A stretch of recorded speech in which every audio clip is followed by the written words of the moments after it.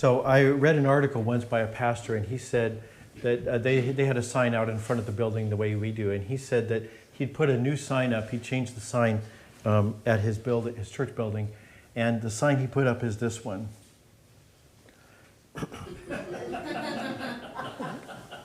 So this church isn't full of hypocrites. We still have room for one more, and I love that. I love that sign, and I've threatened to do it several times here, and I always chicken out. But I love it, and I think it's good because it plays to a stereotype. I think a lot of people realize that Christians have this reputation in our world of being busybodies who are always giving advice, but not necessarily keeping it themselves.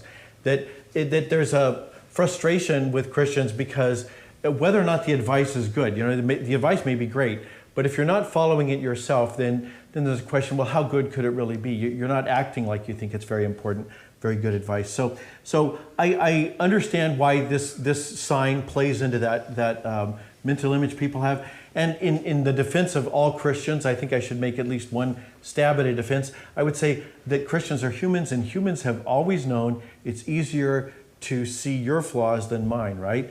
Yours are out there and mine are somewhere back behind my eyeballs. So of course I can see your flaws better than mine. So that is a legitimate defense. It's not a good defense, but it's at least real. But there's another defense, and I mentioned this to the children. It's the idea, well, yeah, you made me. That there's something out there that made me do it.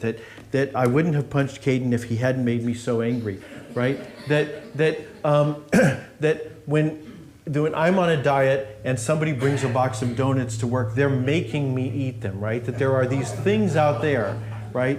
And that they shouldn't do that because it would be better for me if they didn't, right? So there's this idea that they're undermining my progress, they're just bad people who drive me crazy or whatever it is, that there is a problem out there.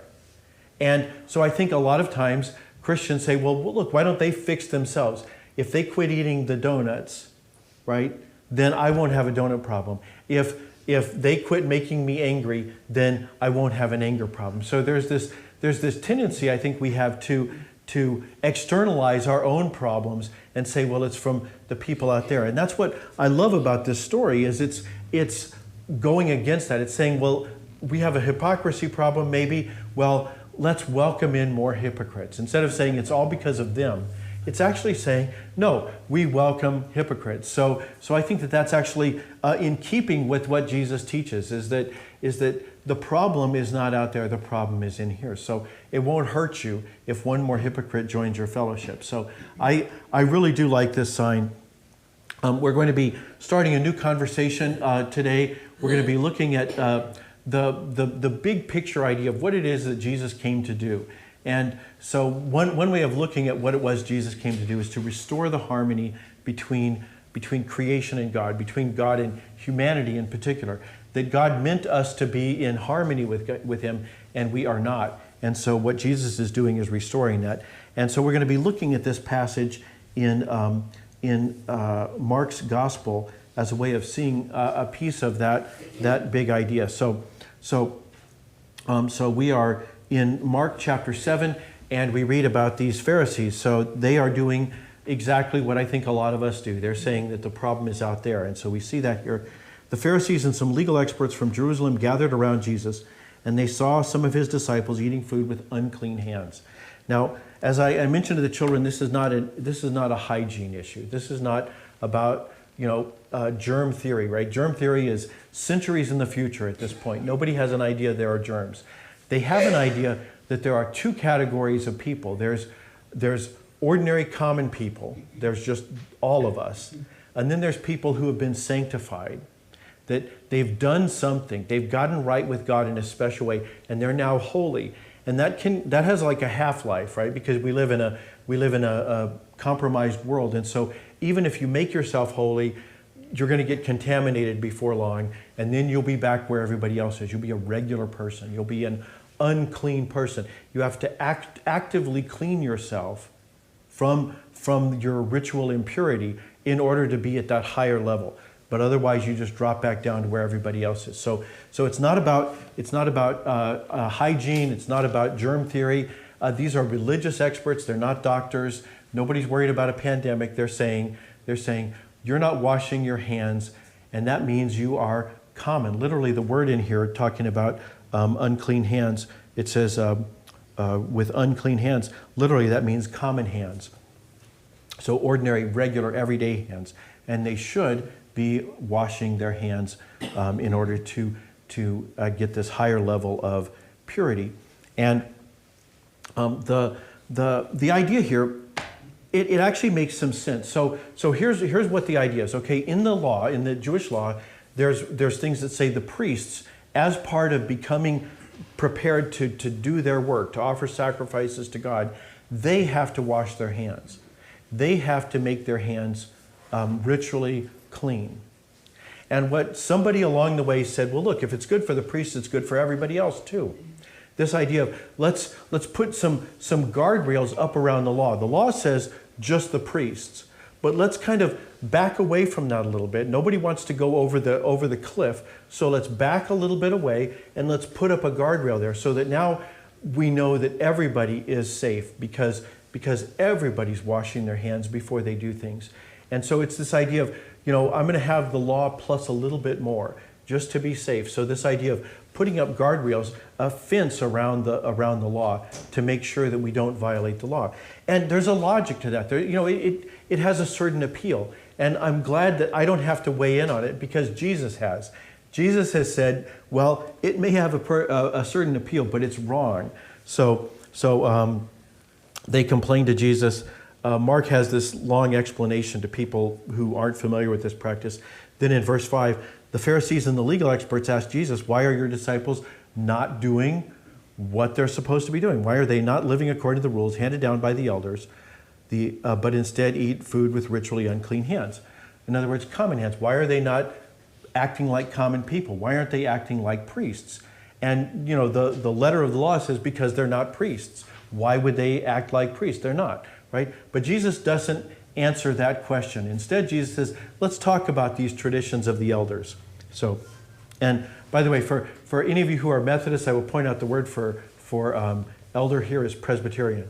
So the traditions of the Presbyterians. So Jesus says, Isaiah really knew what he was talking about when he prophesied about you hypocrites. He wrote, this people honor me with their lips, but their hearts are far away from me. Their worship of me is empty, since they teach instructions that are human words. So he says, that's the problem with these traditions of the elders. They are human words. And he says, you ignore God's commandment while holding on to rules created by humans handed down to you. Now, you can imagine how they got there in the case of the ritual purity. But Jesus says, well, there's like chapters in the law on ritual purity. So let me give you a clear example that will make it very obvious what you're doing, and then you can generalize from that to the problem of ritual purity. So he says, let's take an example. Jesus continued, clearly you're experts at rejecting God's commandment in order to establish these rules. What do you mean, Jesus? He says, Moses said in the law that Moses received at Mount Sinai, Moses came down with the 2 tablets, and on it was written, honor your father and mother. So it's part of the 10 Commandments. And then there's a bunch of other laws about how to behave in a family, and one of them says, the person who speaks against father or mother will certainly be put to death. Now, before you try that on your children, the word speak evil, speak against father or mother, it's a very strong word. It means to curse. So it's like, I hope you're dead. It's very strong. You'd say, well, it's still too strong, right? But the point is not that they were always killing their children. The point is that this is an important law, that it's in the 10 Commandments, and it's a very important law because there's all this other law that supports it and strengthens it in different ways. So Jesus is saying, you're legal experts, you know how important this law is, but you've decided that there's another law that's more important. So what is that? He says, you say, if you tell your father or mother everything I'm expected to contribute to is korban, that is a gift I'm giving to God, you're no longer required to care for your father or mother. So there was this practice called korban, which is kind of like we might say a living trust or something. or a reverse mortgage or something like that, right? I'm going to get the use of it during my life, but when I die, it goes to the temple.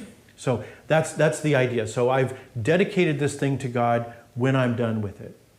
And so what they said, the legal experts, they said, fine, happy to have that, glad it's coming to us someday.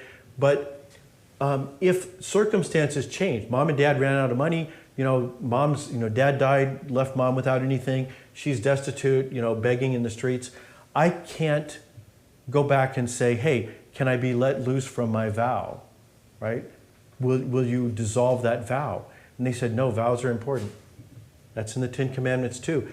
Does this still happen? No. Okay. This is first century, and one of the reasons is because Jesus taught against it. So Jesus changed our world in a lot of ways that are very important, and we're seeing one here.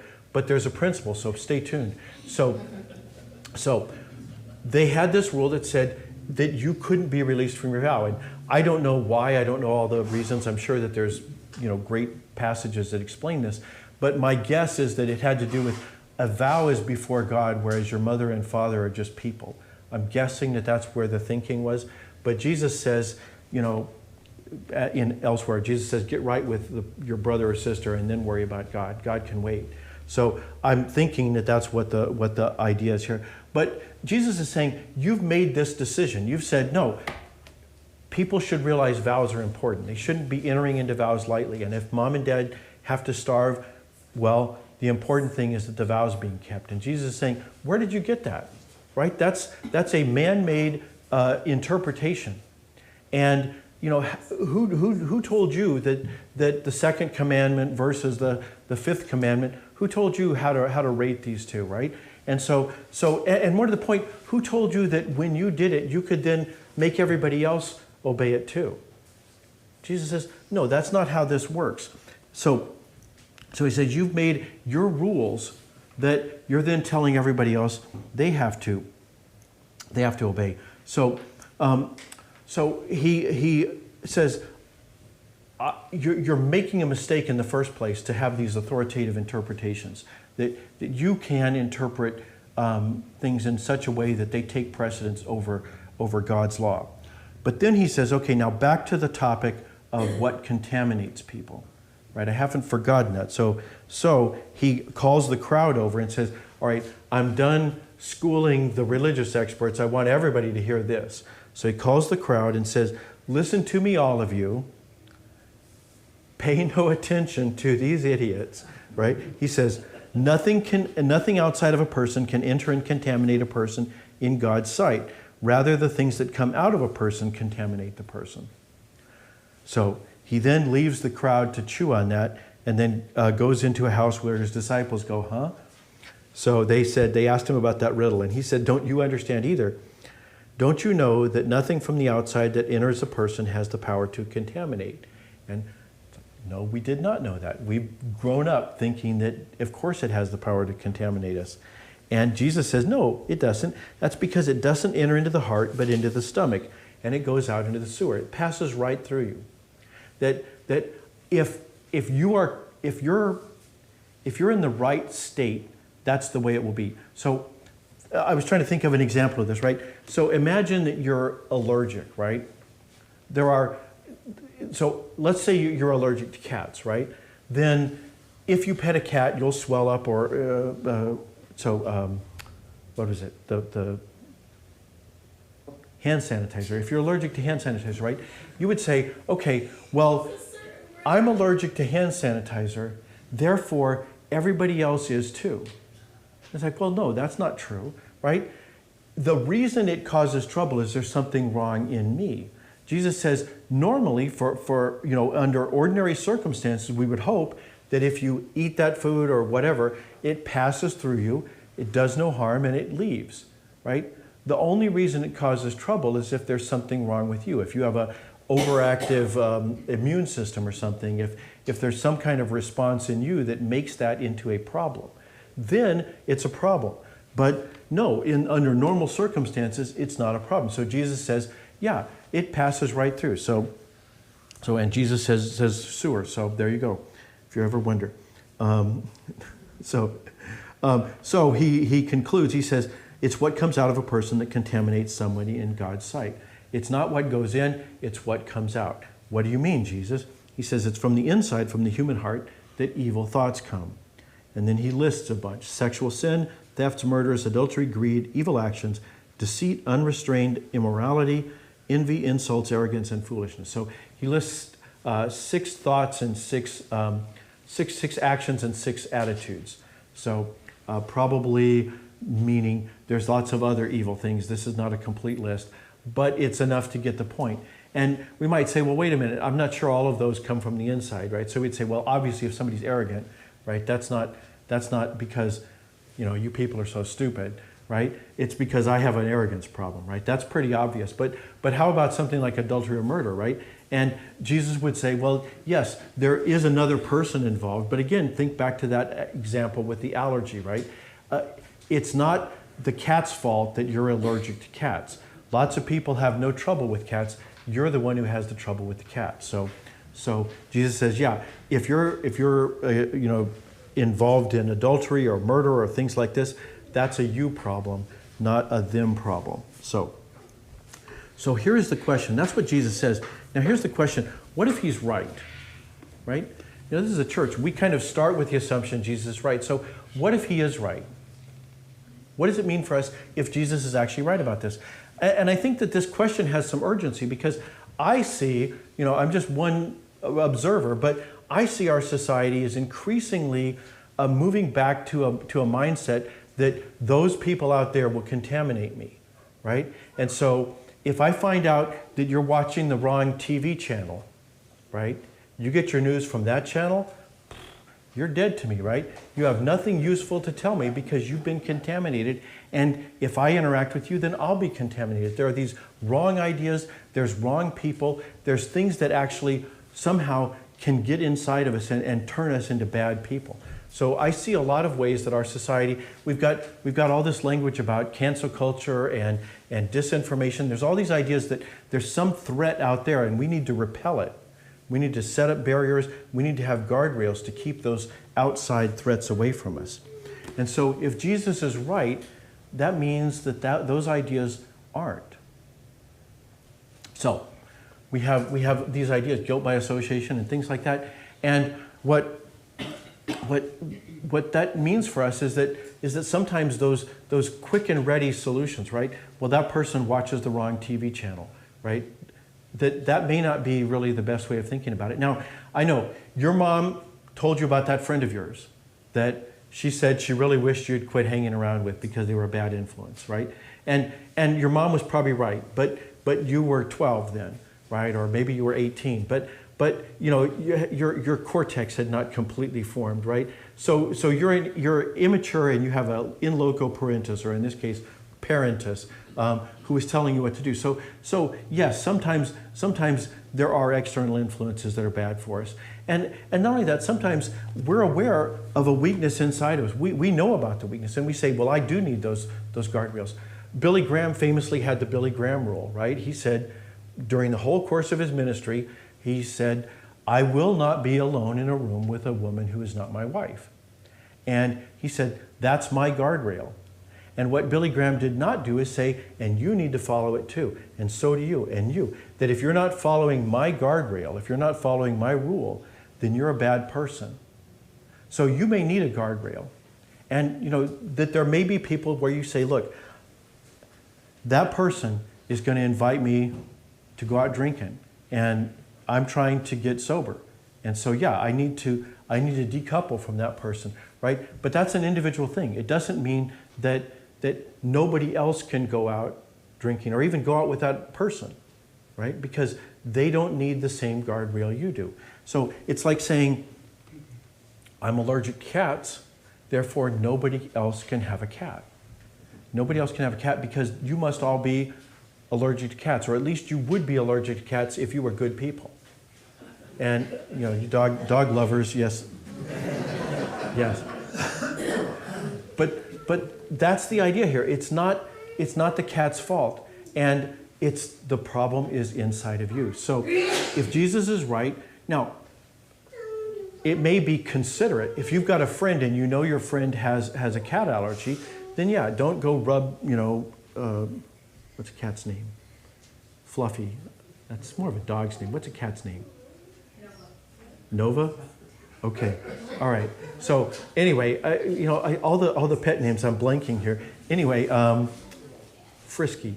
That's a cat food. Anyway, Luke, back on track. So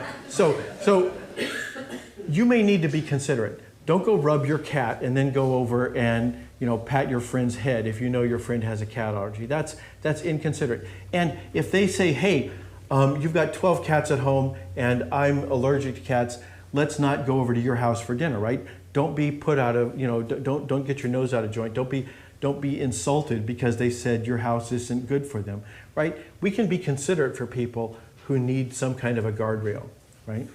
Billy Graham wanted a guardrail around the subject of sexual impropriety. So, who am I to tell Billy Graham he was wrong about his morality, right? I don't know what he needed, but it's his rule. And if you need a rule, that's fine. But Jesus has something better in mind. Jesus has something better in mind than guardrails. When I was 15, I went to the doctor and got a tetanus shot.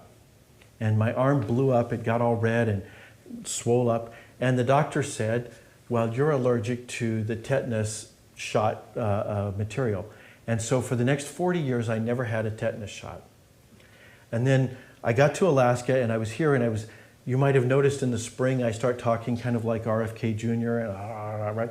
I have some kind of a problem in the back of my throat during the spring. And so we're looking at, is there something I'm allergic to? So I go over to the allergist, the TUV hospital, right, place.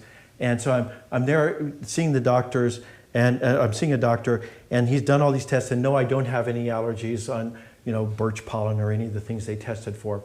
And he in the course of this conversation, I mentioned that the only allergy I'm aware of is to tetanus shots. And he looked at me and said, nah, you're not allergic to tetanus shots. And I said, oh yeah, I really am. My doctor has told me, and it's been 40 years, haven't had one. And he says, well, let's fix that today. And I said, well, no, let's not.